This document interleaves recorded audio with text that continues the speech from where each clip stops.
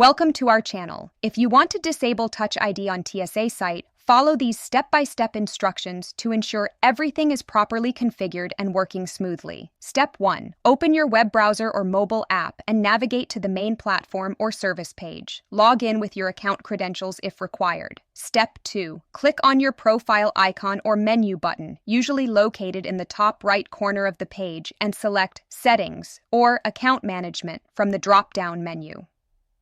Step 3. Navigate to the appropriate section within Settings, such as Preferences, Security, or Account Options, where you can view and modify relevant configurations. Step 4. Look for the specific option or feature you want to adjust. Click on it to access the detailed settings page. Step 5. Make the necessary changes by toggling switches, selecting options from drop-down menus, or entering required information in the provided fields.